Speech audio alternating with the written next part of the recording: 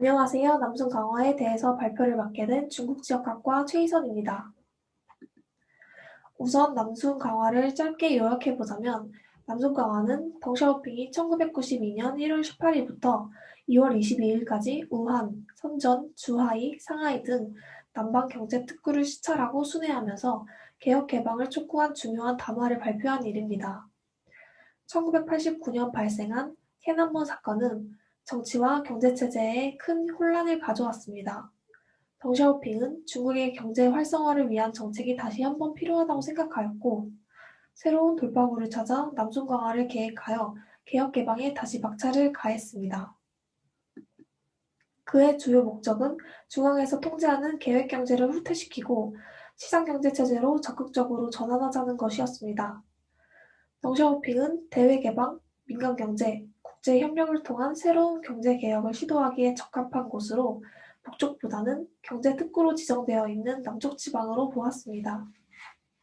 당시 그는 90세에 가까운 나이로 노구를 이끌고 행한 2주간의 남순 강화는 혁명 원로의 카리스마를 보여줌으로써 전국적으로 개혁 개방의 열기가 다시 타오르게 됩니다.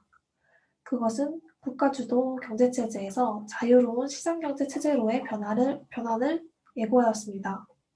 덩샤오핑은 1992년 한 달 넘게 공산당 혁명선지인 후베이성 우한시 우창구에 이어 개혁개방 선도지역으로 경제특구가 설치되어 있는 광동성의 선정과 주하이시 그리고 상하이시 등 남부지방을 방문했습니다.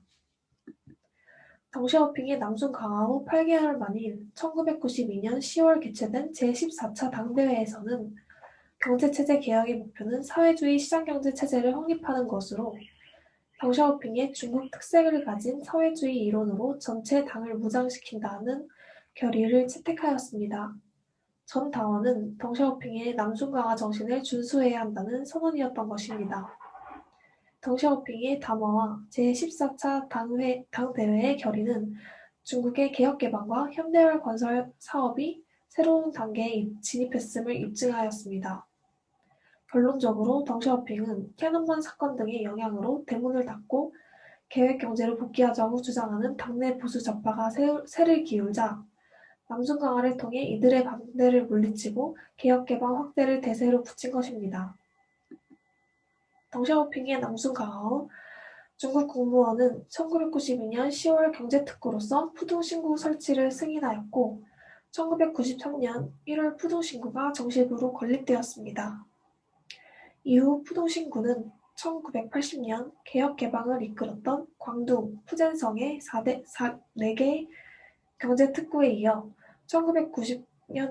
1990년대 중국의 개혁개방 정책을 확대를 대표하는 아이콘으로서 중국의 경제 발전을 선도했고 상하이를 중국 제1 경제도시로 개발하는 데 결정적인 역할을 하게 되었습니다.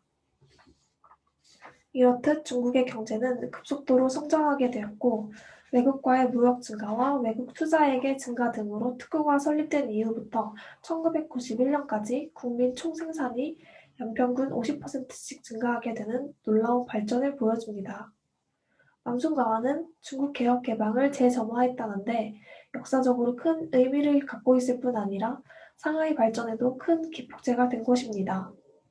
덩샤오핑은 지난날을 되돌아볼 때 나의 가장 큰 실수는 5개 경제 특구를 정할 때 상하이를 포함시키지 않았다는 것이라며 그렇지 않았더라면 현재의 창작 삼각주와 전체 창작 유역은 물론 중국 개혁 개방 국면도 지금과 다를 텐데 라며 아쉬움을 밝혔습니다.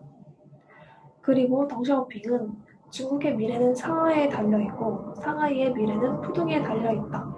상하이가 개혁개방의 성과를 입증하고 중국 경제 발전을 일으켜 세울 수 있는 마지막 기회다 라며 강조하였습니다.